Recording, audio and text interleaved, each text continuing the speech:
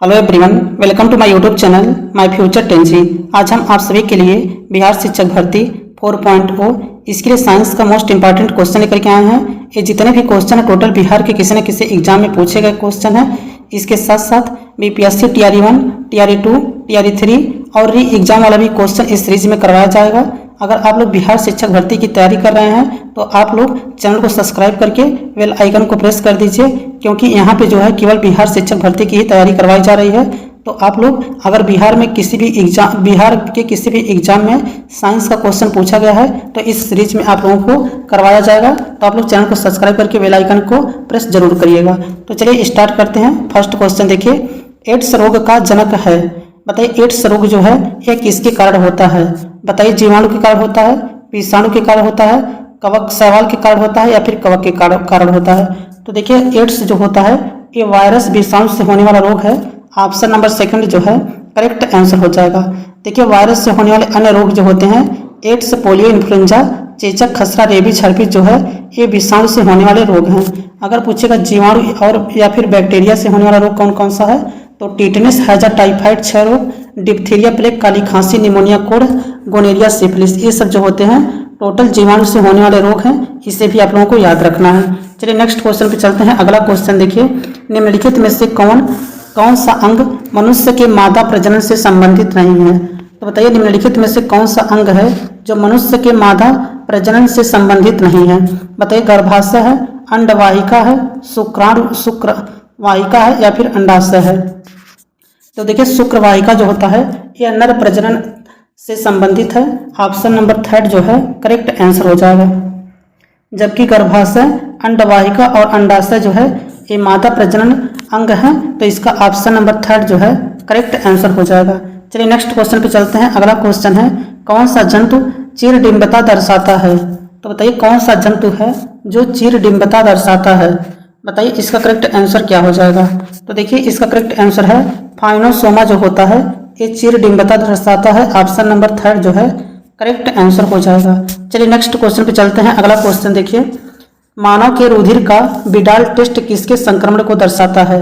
बताइए मानव के रुधिर का विडाल टेस्ट जो है किसके संक्रमण को दर्शाता है? बताइए Entamoeba histolytica, Mycobacterium tuberculosis, rhino विषाणु, साल्मोनेला टाइफी। तो देखिए विडाल टेस्ट जो होता है ये Salmonella typhi, option number D जो है करेक्ट आंसर हो जाएगा। और विडाल टेस्ट जो है मलेरिया के लिए किया जाता है, ये भी आप लोग याद रखिएगा। बताइए टाइफाइड की जांच जो है किससे होता है? तो टाइफाइड की जांच जो है ये विडाल टेस्ट होता है, मलेरिया की जांच नहीं। टाइफाइड की जांच जो है ये विडाल टेस्ट से किया जाता है। और टीबी की जांच पूछेगा अगर जो आप लोगों से तो मोन्टेक्स जांच होता है टीबी के लिए, इसे भी आप लोग याद रखिएगा। एड्स जांच जो होता है एड्स की जांच जो है एलिसा परीक्षण के द्वारा किया जाता है। और एड्स दिवस जो है 1 दिसंबर को मनाया जाता है, ये भी याद रखिएगा। ये सब क्वेश्चन आपके एग्जाम में बार बार पूछते हैं। चलिए नेक्स्ट क्वेश्चन पे चलते हैं। अगला क्वेश्चन देखिए, निम्नलिखित में से कौन से वृक्ष में अपस्थानिक मूल पाई जाती हैं? बताइए निम्नलिखित में से कौन से वृक्ष में अपस्थानिक मूल पाई जाती हैं? बताइए नीम वृक्ष में, आम वृक्ष में, चिनार वृक्ष में या फिर बरगद वृक्ष में? तो बताइए निम्नलिखित में से कौन से वृक्ष में अपस्थानिक मूल पाई जाती हैं? तो देखिए इसका करेक्ट आंसर हो जाएगा बरगद वृक्ष में जो होता है अपस्थानिक मूल जड़ें पाई जाती हैं। ऑप्शन नंबर डी जो है इसका करेक्ट आंसर हो जाएगा।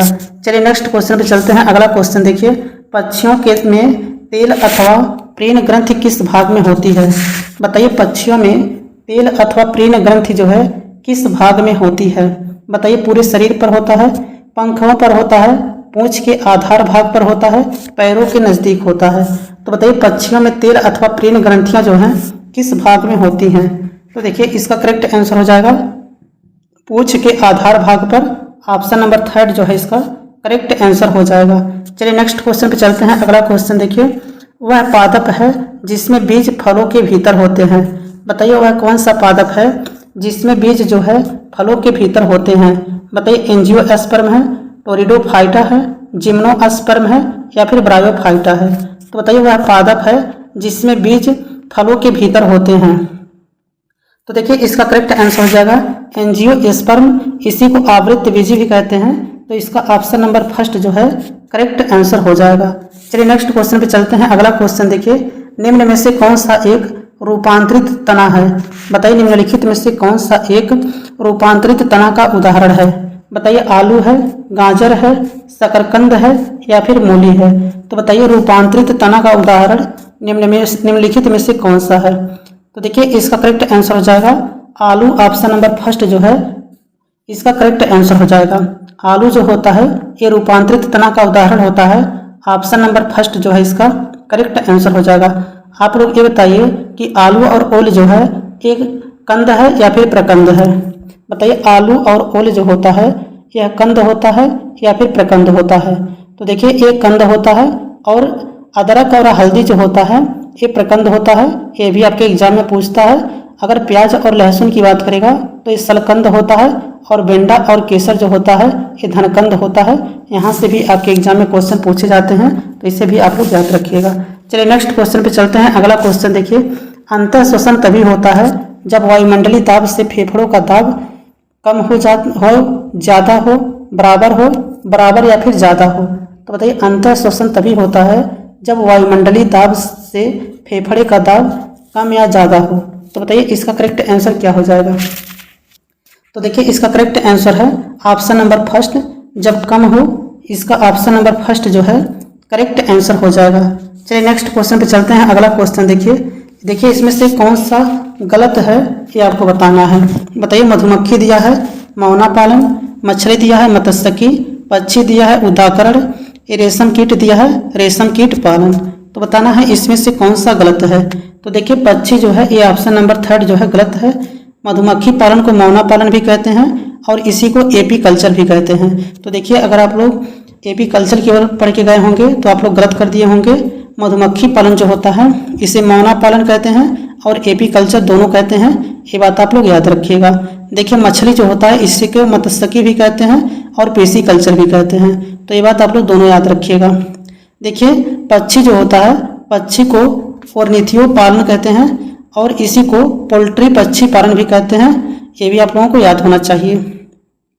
रेशम कीट जो होता है रेशम कीट पालन को क्या कहते हैं? सेरीकल्चर कहते हैं। क्या कहते हैं? सेरीकल्चर कहते हैं और रेशम कीट पालन भी कहते हैं। तो ये दोनों कहते हैं। ऑप्शन नंबर डी जो है करेक्ट आंसर हो जाएगा। नेक्स्ट क्वेश्चन है, ब्रायोफाइटा पादप सामान्यतः पाए जाते हैं। बताइए ब्रायोफाइटा पादप जो होते हैं ये सामान्यतः पाए जाते हैं। बताइए शुष्क आवासों में, जलीय आवासों में, नम एवं छायादार आवासों में, लवणी आवासों में। तो बताइए ब्रायोफाइटा पादप जो हैं सामान्यतः कहाँ पाए जाते हैं? तो देखिए इसका करेक्ट आंसर हो जाएगा नम एवं छायादार आवासों में पाए जाते हैं। ऑप्शन नंबर थर्ड जो है इसका करेक्ट आंसर हो जाएगा। ब्रायोफाइटा पादप जो होते हैं ये सामान्यतः जो है नम एवं छायादार आवासों में पाए जाते हैं। ऑप्शन नंबर थर्ड इसका करेक्ट आंसर हो जाएगा। चलिए नेक्स्ट क्वेश्चन पे चलते हैं। अगला क्वेश्चन देखिए, जैव पुष्टिकरण के लिए पादप प्रजनन है। बताइए जैव पुष्टिकरण के लिए पादप प्रजनन है। बताइए रोग प्रतिरोधकता है, पीड़कों के प्रति प्रतिरोधकता है, उन्नत खाद्य गुणवत्ता है या फिर उपयुक्त सभी। तो बताइए जैव पुष्टिकरण के लिए पादप प्रजनन है।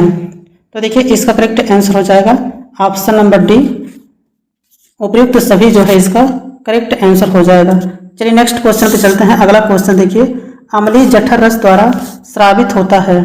बताइए अम्लीय जठर रस द्वारा स्रावित होता है।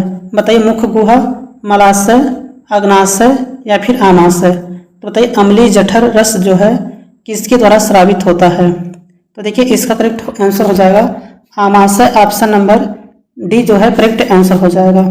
और जो है आमाशय को ही स्टमक कहते हैं, ये भी आप लोगों को याद रखना है। चलिए नेक्स्ट क्वेश्चन पे चलते हैं। अगला क्वेश्चन देखिए, निम्नलिखित में से कौन सा प्रारंभिक प्रकूट है? बताइए निम्नलिखित में से कौन सा प्रारंभिक प्रकूट है? तो देखिए इसका करेक्ट आंसर हो जाएगा ऑप्शन नंबर डी, AUG। क्या हो जाएगा? AUG जो है ऑप्शन नंबर डी जो है करेक्ट आंसर हो जाएगा। ये आप लोग देख लीजिएगा। नेक्स्ट क्वेश्चन है, निम्नलिखित में से कौन सा एक प्राथमिक उपभोक्ता है? बताइए निम्नलिखित में से कौन सा एक प्राथमिक उपभोक्ता है? बताइए बकरी है, घास है, शेर है या फिर भेड़िया है। तो बताइए निम्नलिखित में से कौन सा एक प्राथमिक उपभोक्ता है? तो देखिए प्राथमिक उपभोक्ता जो होता है ये बकरी, ऑप्शन नंबर फर्स्ट जो है करेक्ट आंसर हो जाए। देखिए अगर पूछेगा घास क्या होता है तो घास उत्पादक होता है और इसी को फर्स्ट पोषी स्तर कहते हैं। और टिड्डा जो होता है ये प्राथमिक उपभोक्ता होता है, इसी को सेकंड पोषी स्तर कहते हैं। मेढक जो होता है द्वितीय उपभोक्ता होता है और इसी को थर्ड पोषी स्तर कहते हैं। और जो सांप होता है ये तृतीय उपभोक्ता होता है, इसी को फोर्थ पोषी स्तर कहते हैं। ये क्वेश्चन आपके एग्जाम में पूछे जाते हैं, तो इन लोगों को आप अच्छे से याद रखिएगा। चलिए नेक्स्ट क्वेश्चन पे चलते हैं। अगला क्वेश्चन देखिए, एड्स रोगी में न्यून प्रतिरक्षा किस की संख्या में गिरावट के कारण होती है? बताइए एड्स रोगी में न्यून प्रतिरक्षा किसकी संख्या में गिरावट के कारण होती है? बताइए बी लसिकाणुओं के द्वारा, लाल रुधिर कणिकाओं के द्वारा, श्वेत रुधिर कणिकाओं के द्वारा या फिर टी लसिकाणुओं के द्वारा। तो बताइए एड्स रोगी में न्यून प्रतिरक्षा किसकी गिरावट के कारण जो है होती है? तो देखिए इसका करेक्ट आंसर हो जाएगा ऑप्शन नंबर डी, टी लसिकाणुओं के द्वारा। ऑप्शन नंबर डी इसका करेक्ट आंसर हो जाएगा।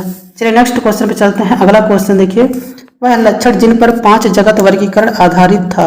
बताइए वह लक्षण कौन सा है जिन पर 5 जगत वर्गीकरण आधारित था? बताइए कोशिका भित्ति एवं कोशिका झिल्ली है, कोशिका भित्त केंद्रक झिल्ली एवं पोषण की विधि है, कोशिका भित्त पोषक की विधि एवं उत्सर्जन का प्रकार है, कोशिका झिल्ली केंद्रक झिल्ली एवं प्रजनन की विधि है। तो देखिए ऑप्शन नंबर डी जो है इसका करेक्ट आंसर हो जाएगा, कोशिका झिल्ली केंद्रक झिल्ली एवं प्रजनन की विधि। ऑप्शन नंबर डी जो है इसका करेक्ट आंसर हो जाएगा। चलिए नेक्स्ट क्वेश्चन पे चलते हैं। अगला क्वेश्चन देखिए, निम्नलिखित में से कौन से हार्मोन आवर्त चक्र के माध्यम से में अपने उच्चतम स्तर को प्राप्त करते हैं? बताइए इसका करेक्ट आंसर क्या हो जाएगा? प्रोजेस्टेरॉन है, टेस्टोस्टेरोन है, गोनेस्ट्रोपेन है या फिर एस्ट्रोजन है? तो बताइए इसका करेक्ट आंसर क्या है? तो देखिए इसका करेक्ट आंसर हो जाएगा ऑप्शन नंबर डी, एस्ट्रोजन इसका करेक्ट आंसर हो जाएगा। चलिए नेक्स्ट क्वेश्चन पे चलते हैं। अगला क्वेश्चन देखिए, वंशागत के क्रोमोसोमवाद का सिद्धांत प्रस्तुत किया था। बताइए वंशानुगत के क्रोमोसोमवाद का सिद्धांत प्रस्तुत किया था। बताइए मेंडल ने, डी ब्रिज ने, सटन एवं बोवरी ने, हर्शे एवं चेंज ने। तो बताइए वंशानुगत के क्रोमोसोमवाद का सिद्धांत किसने प्रस्तुत किया था? तो बताइए इसका करेक्ट आंसर क्या हो जाएगा? तो देखिए इसका करेक्ट आंसर है ऑप्शन नंबर थर्ड, सटन एवं बोवेरी। ऑप्शन नंबर थर्ड जो है इसका करेक्ट आंसर हो जाएगा। चलिए नेक्स्ट क्वेश्चन पे चलते हैं। अगला क्वेश्चन देखिए, तने में कैबियन छल्ले की सक्रियता से पित्त की ओर उत्पन्न होने वाली कोशिकाएं हैं। बताइए तने में कैबियन छल्ले की सक्रियता से पित्त की ओर उत्पन्न होने वाली कोशिकाएं हैं। बताइए प्राथमिक जाइलम है, द्वितीयक जाइलम है, प्राथमिक फ्लोएम है या फिर द्वितीयक फ्लोएम है?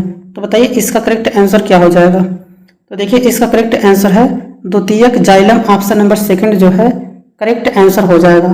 चलिए नेक्स्ट क्वेश्चन पे चलते हैं। अगला क्वेश्चन देखिए, मानव रक्त का पीएच मान कितना होता है? बताइए मानव रक्त का पीएच मान कितना होता है? बताइए 8.1 होता है, 5.6 होता है, 6.5 होता है या फिर 7.4 होता है?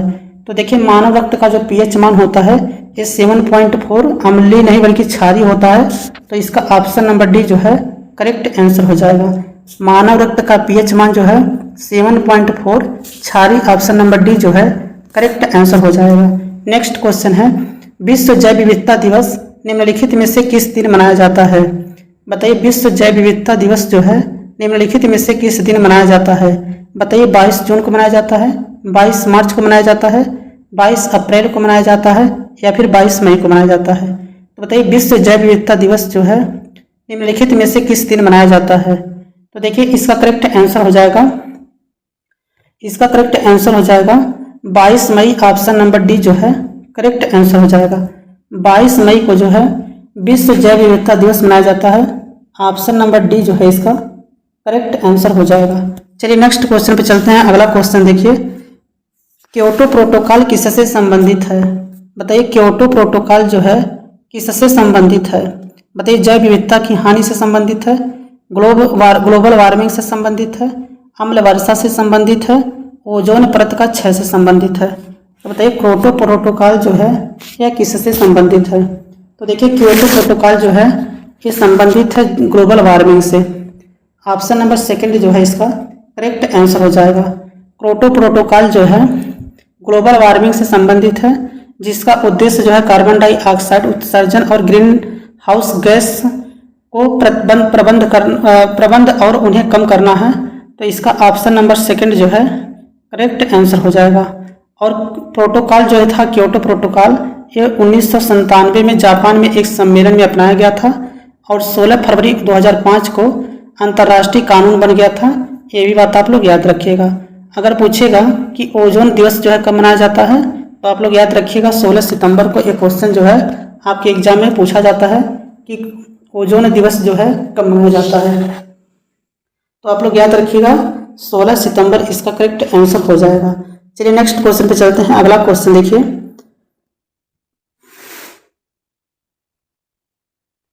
नेक्स्ट क्वेश्चन है कौन सा कोशिकांग पादप एवं जंतु कोशिका में विभेदन करता है। बताइए कौन सा कोशिकांग है जो पादप तथा जंतु कोशिका में विभेदन करता है। बताइए राइबोसोम है, केंद्रक है, कोशिका भित्ति है या फिर कोशिका कला है।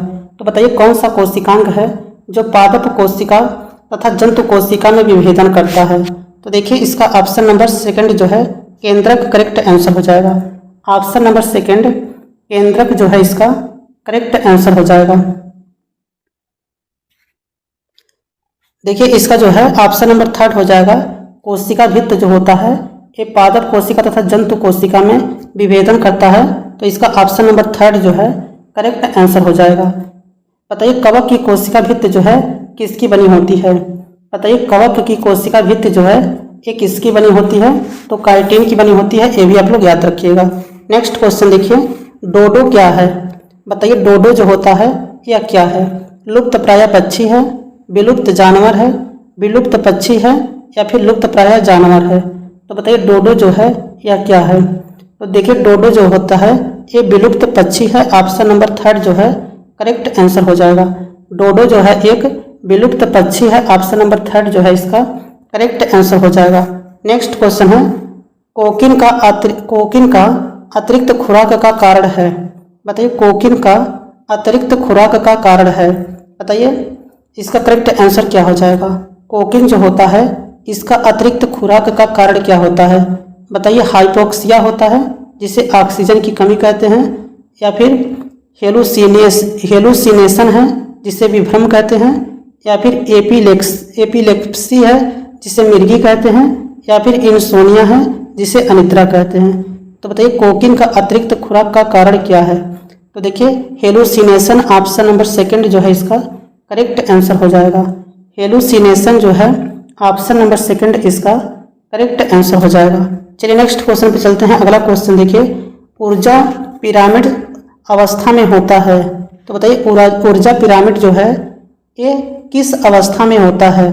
बताइए सीधी एवं उल्टी दोनों, सीधी, उल्टी या फिर तिरछी। तो बताइए ऊर्जा पिरामिड जो होता है ये किस अवस्था में होता है। तो देखिए ऊर्जा पिरामिड जो होता है ये सदैव सीधी अवस्था में होता है। ऑप्शन नंबर थर्ड जो है इसका करेक्ट आंसर हो जाएगा। ऊर्जा का पिरामिड जो होता है हमेशा क्या होता है, सीधा अवस्था में होता है।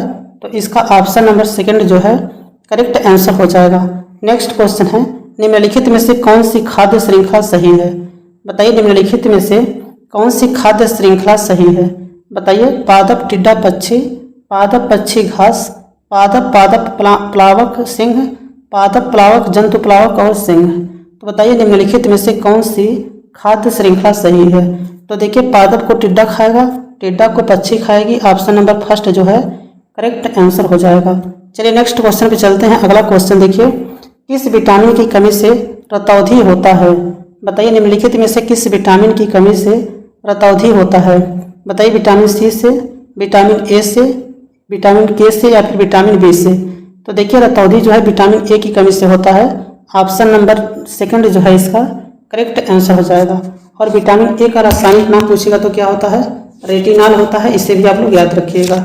और विटामिन सी का रासायनिक नाम क्या होता है, स्कार्बिक एसिड होता है, इसको भी आप लोगों को याद रखना है। चलिए नेक्स्ट क्वेश्चन पे चलते हैं। अगला क्वेश्चन देखिए, सूर्य की प्रकाश ऊर्जा को अवशोषित करने वाले वर्णक का नाम बताइए। सूर्य की प्रकाश ऊर्जा को अवशोषित करने वाले वर्णक का नाम बताइए। बताइए इसका करेक्ट आंसर क्या होगा। तो देखिए इसका करेक्ट आंसर हो जाएगा क्लोरोफिल। ऑप्शन नंबर सेकंड जो है करेक्ट आंसर हो जाएगा। चलिए नेक्स्ट क्वेश्चन पे चलते हैं। अगला क्वेश्चन देखिए, डेंगू उत्पन्न करने वाला मच्छर किस तरह के जल में रहता है? बताइए, डेंगू उत्पन्न करने वाला मच्छर किस तरह के जल में रहता है? बताइए, खारा जल में, मृदु जल में, साफ जल में या फिर गंदा जल में? तो बताइए, डेंगू उत्पन्न करने वाला मच्छर किस तरह के जल में रहता है? तो देखिए इसका करेक्ट आंसर हो जाएगा साफ जल में। ऑप्शन नंबर 3 जो है करेक्ट आंसर हो जाएगा। बताइए, डेंगू और चिकनगुनिया जो है ये किस मच्छर के काटने से होता है? बताइए, डेंगू और चिकनगुनिया जो है यह किस मच्छर के काटने से होता है? तो देखिए, एडीज इजिप्ट मच्छर के काटने से होता है, ये आप लोग याद रखिएगा। अगर पूछेगा मलेरिया जो है किस मच्छर से होता है, तो एनाफिलीज मच्छर से होता है। और फाइलेरिया पूछेगा तो क्यूलेक्स मच्छर से होता है। इससे भी आप लोगों को याद रखना है। तो ये सब जितने भी क्वेश्चन हैं आपके एग्जाम में पूछे जाते हैं, इसे आप लोग अच्छे से याद रखिएगा। नेक्स्ट क्वेश्चन देखिए, निम्नलिखित में से कौन सा रोग दूषित पानी के सेवन से होता है? बताइए, निम्नलिखित में से कौन सा रोग है जो दूषित पानी के सेवन से होता है?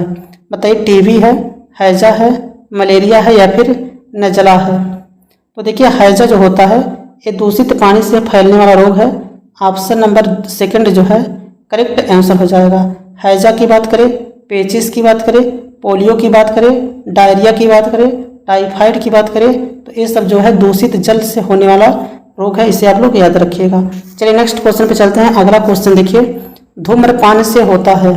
बताइए, धूम्रपान से होता है अस्थमा होता है, ब्रोंकाइटिस होता है, फेफड़े की बीमारी होता है या फिर इनमें से सभी? तो देखिए, धूम्रपान से जो है ये सभी बीमारियां होती हैं, तो इसका ऑप्शन नंबर डी जो है करेक्ट आंसर हो जाएगा। नेक्स्ट क्वेश्चन है, नागफनी में शूल का रूपांतरण है। बताइए, नागफनी में जो शूल होता है यह किसका रूपांतरण होता है? बताइए, पत्ती का रूपांतरण है, मूल का रूपांतरण है, तना का रूपांतरण है या फिर फूल का रूपांतरण है? बताइए, नागफनी में शूल जो है यह किसका रूपांतरण होता है? तो देखिए, ये तना का रूपांतरण है। ऑप्शन नंबर 1 इसका पत्ती का रूपांतरण है। नागफनी में जो शूल होता है ये पत्ती जो है अपना रूप परिवर्तित करके शूल बन जाती हैं, क्योंकि इसमें जो होता है वाष्पोत्सर्जन जो है न होने पाए, तो इसका ऑप्शन नंबर 1 जो है करेक्ट आंसर हो जाएगा। चलिए नेक्स्ट क्वेश्चन पे चलते हैं। अगला क्वेश्चन देखिए, अगला क्वेश्चन है, मनुष्यों में सांस लेने और छोड़ने की क्रिया को क्या कहते हैं? बताइए, मनुष्यों में सांस लेने और छोड़ने की क्रिया को क्या कहते हैं? बताइए, उत्सर्जन कहते हैं, पोषण कहते हैं, श्वासन कहते हैं या फिर श्वसन कहते हैं? बताइए, मनुष्यों में सांस लेने और छोड़ने की क्रिया को क्या कहते हैं? तो देखिए इसका करेक्ट आंसर है श्वसन। ऑप्शन नंबर डी जो है करेक्ट आंसर हो जाएगा। चलिए नेक्स्ट क्वेश्चन पे चलते हैं। अगला क्वेश्चन देखिए, गुणसूत्र कहाँ पाए जाते हैं? बताइए, गुणसूत्र जो है ये कहाँ पाए जाते हैं? बताइए, केंद्रक में, उत्तक में, कोशिका या फिर ये सभी? तो बताइए, गुणसूत्र जो होते हैं ये कहाँ पर पाए जाते हैं? तो देखिए इसका करेक्ट आंसर हो जाएगा केंद्रक में। ऑप्शन नंबर 1 जो है करेक्ट आंसर हो जाएगा। देखिए, प्रत्येक गुणसूत्र जो होते हैं प्रोटीन एवं डीएनए के अणुओं से मिलकर के बने होते हैं, ये भी बात आप लोग याद रखिएगा। गुणसूत्र जो होते हैं जंतुओं एवं पौधों की कोशिकाओं के केंद्रक के अंदर पाए जाते हैं, ये भी बात आप लोग याद रखिएगा। नेक्स्ट क्वेश्चन है, एक आहार श्रृंखला में शाकाहारी है। बताइए, एक आहार श्रृंखला में शाकाहारी होते हैं। बताइए, प्राथमिक उपभोक्ता हैं, प्राथमिक उत्पादक हैं, अपघटक हैं, द्वितीयक उपभोक्ता हैं? तो बताइए, एक आहार श्रृंखला में शाकाहारी हैं, तो देखिए इसका करेक्ट आंसर हो जाएगा प्राथमिक उत्पादक। ऑप्शन नंबर 2 जो है करेक्ट आंसर हो जाएगा। बताइए, पारिस्थितिकी तंत्र की खोज जो है किसने की थी? बताइए, पारिस्थितिकी तंत्र शब्द देने वाले कौन थे? तो एजी टांसले थे। और पारिस्थितिकी शब्द जो है दिए थे अर्नेस्ट हैकल। पारिस्थितिकी शब्द की बात करेगा तो अर्नेस्ट हैकल, और पारिस्थितिकी तंत्र की बात करेगा तो एजी टांसले। इसे आप लोग अच्छे से याद रखिएगा। चलिए नेक्स्ट क्वेश्चन पे चलते हैं। अगला क्वेश्चन देखिए, मानव शरीर में पसलियों के कितने जोड़े होते हैं? बताइए, मानव शरीर में पसलियों के कितने जोड़े होते हैं? बताइए, 12, 13, 14 या फिर 15? तो बताइए, मानव शरीर में पसलियों के कितने जोड़े होते हैं? तो देखिए 38 का हो जाएगा। ऑप्शन नंबर 1 12 जोड़े होते हैं। इसका ऑप्शन नंबर 1 जो है करेक्ट आंसर हो जाएगा। नेक्स्ट क्वेश्चन है, शुद्ध या फिर ऑक्सीजन जनित रक्त की हृदय से शरीर के विभिन्न भागों में ले जाने वाली रक्त वाहिनियाँ कहलाती हैं। बताइए शुद्ध या फिर ऑक्सीजन जनित रक्त की हृदय से शरीर के विभिन्न भागों में ले जाने वाली रक्त वाहिनियाँ कहलाती हैं। बताइए धमनियाँ कहलाती हैं, शिराएँ कहलाती हैं, अलिंद कहलाता है या फिर निलय कहलाता है। तो बताइए इसका करेक्ट आंसर क्या हो जाएगा। तो देखिए धमनियाँ ऑप्शन नंबर फर्स्ट जो है करेक्ट आंसर हो जाएगा। नेक्स्ट क्वेश्चन देखिए, बीज के द्वारा भविष्य में पौधा बनाने वाला भाग होता है। बताइए बीज के द्वारा भविष्य में पौधा बनाने वाला भाग होता है। बताइए बीज पत्र है, बीज आवरण है, जर्म कोशिका है या फिर भ्रूण है। तो बताइए इसका करेक्ट आंसर क्या हो जाएगा। तो देखिए इसका करेक्ट आंसर है भ्रूण, ऑप्शन नंबर डी जो है करेक्ट आंसर हो जाएगा। बीज के द्वारा भविष्य में पौधा बनाने वाला भाग होता है, तो इसका ऑप्शन नंबर डी जो है भ्रूण करेक्ट आंसर हो जाएगा। चलिए नेक्स्ट क्वेश्चन पे चलते हैं। अगला क्वेश्चन देखिए, निम्नलिखित में से कौन से ऊर्जा खाद्य पदार्थ हैं। निम्नलिखित में से कौन से ऊर्जा खाद्य पदार्थ हैं। बताइए कार्बोहाइड्रेट एवं वसा है, प्रोटीन एवं खनिज लवण है, विटामिन या फिर खनिज है, पानी एवं चारा, रेशा युक्त वनस्पतियां हैं। तो बताइए निम्नलिखित में से कौन से ऊर्जा खाद्य पदार्थ हैं। तो इसका ऑप्शन नंबर फर्स्ट जो है कार्बोहाइड्रेट एवं वसा इसका करेक्ट आंसर हो जाएगा। चलिए नेक्स्ट क्वेश्चन पे चलते हैं। अगला क्वेश्चन देखिए, फफूंदियों में पोषण की विधि होती है। बताइए फफूंदियों में पोषण की विधि होती है। बताइए परजीवी पोषण होता है, प्राणी समभोजी पोषण होता है, स्वपोषी पोषण होता है, मृतोपजीवी पोषण होता है। तो बताइए फफूंदियों में पोषण की विधि होती है। तो देखिए इसका करेक्ट आंसर हो जाएगा ऑप्शन नंबर डी मृतोपजीवी पोषण इसका करेक्ट आंसर हो जाएगा। चलिए नेक्स्ट क्वेश्चन पे चलते हैं। अगला क्वेश्चन देखिए, कोशिका के किस भाग में ग्लाइकोलिसिस की क्रिया होती है। बताइए कोशिका के किस भाग में ग्लाइकोलिसिस की क्रिया होती है। बताइए कोशिका द्रव्य में, नाभिक में, माइटोकॉन्ड्रिया में या फिर क्लोरोप्लास्ट में। तो बताइए कोशिका के किस भाग में ग्लाइकोलिसिस की क्रिया होती है। तो देखिए इसका करेक्ट आंसर है कोशिका द्रव्य, ऑप्शन नंबर फर्स्ट जो है करेक्ट आंसर हो जाएगा। कोशिका के किस भाग में ग्लाइकोलिसिस की क्रिया होती है, तो कोशिका द्रव्य में होता है, ऑप्शन नंबर फर्स्ट जो है इसका करेक्ट आंसर हो जाएगा। नेक्स्ट क्वेश्चन है, पत्तियों में उपस्थित उन छिद्रों के नाम लिखिए जिनके द्वारा श्वसन क्रिया में गैसों का आदान प्रदान होता है। पत्तियों में उपस्थित उन छिद्रों के नाम लिखिए जिनके द्वारा श्वसन क्रिया में गैसों का आदान प्रदान होता है। बताइए वात रंध्र है, रसधानी है, जाइलम है या फिर रंध्र है। तो देखिए इसका ऑप्शन नंबर डी रंध्र इसका करेक्ट आंसर हो जाएगा। चलिए नेक्स्ट क्वेश्चन पे चलते हैं। अगला क्वेश्चन देखिए, ब्रायोफाइटा में होते हैं। बताइए ब्रायोफाइटा में होते हैं लीवर वर्ट एवं फर्न होता है, मांस एवं फर्न होता है, मांस एवं लीवर वर्ट होता है, उपयुक्त में से एक से अधिक या फिर उपयुक्त में से कोई नहीं। तो बताइए ब्रायोफाइटा में होते हैं। तो देखिए ब्रायोफाइटा जो होता है इसमें जो होते हैं मांस एवं लीवर वर्ट होता है, ऑप्शन नंबर थर्ड जो है इसका करेक्ट आंसर हो जाएगा। चलिए नेक्स्ट क्वेश्चन पे चलते हैं। अगला क्वेश्चन देखिए, नारियल के फल का प्रसार होता है। बताइए नारियल के फल का प्रसार होता है रेशायुक्त मीजोकार्प से, रेशायुक्त एपीकार्प से, रेशायुक्त एंडोकार्प से या फिर मुड़े हुए हुक से। तो बताइए नारियल के फल का प्रसार होता है। तो देखिए इसका करेक्ट आंसर हो जाएगा रेशायुक्त मीजोकार्प से, ऑप्शन नंबर फर्स्ट जो है करेक्ट आंसर हो जाएगा। नेक्स्ट क्वेश्चन है, द्विबीजपत्री तना में संवहनी मंडल होते हैं। बताइए द्विबीजपत्री तना में संवहनी मंडल होते हैं, रेडियल होता है, संकेंद्रित होता है, संपार्श्विक होता है या फिर उत्केंद्रिक होता है। तो बताइए द्विबीजपत्री तना में संवहनी मंडल होते हैं। तो इसका करेक्ट आंसर हो जाएगा ऑप्शन नंबर थर्ड संपार्श्विक इसका करेक्ट आंसर हो जाएगा। चलिए नेक्स्ट क्वेश्चन पे चलते हैं। अगला क्वेश्चन देखिए, डिटर्जेंट के निर्माण में प्रयुक्त होने वाला एंजाइम है। बताइए डिटर्जेंट के निर्माण में प्रयुक्त होने वाला एंजाइम कौन सा है। बताइए प्रोटीएज है, एमाइलेज है, रेनेट है या फिर लाइपेज है।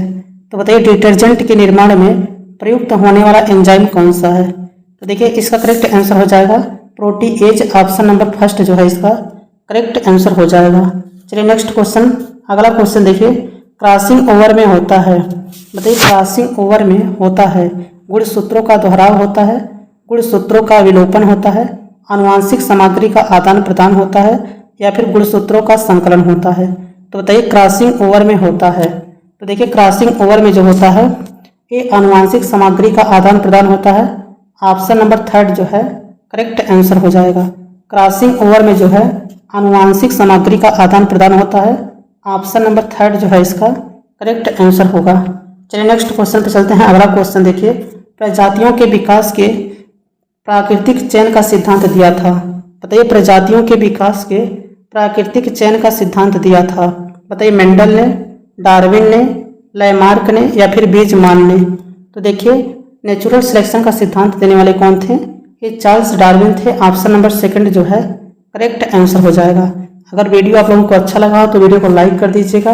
अगर आप लोग बिहार शिक्षक भर्ती 4.0 की तैयारी कर रहे हो तो यहाँ पे जो है अभी तक बिहार में जितने भी क्वेश्चन साइंस से पूछे गए हैं उन सभी क्वेश्चनों को जो है इस सीरीज में करवाया जाएगा। तो आप लोग चैनल पे पहली बार आए हो तो चैनल को सब्सक्राइब करके बेल आइकन को प्रेस कर लीजिएगा।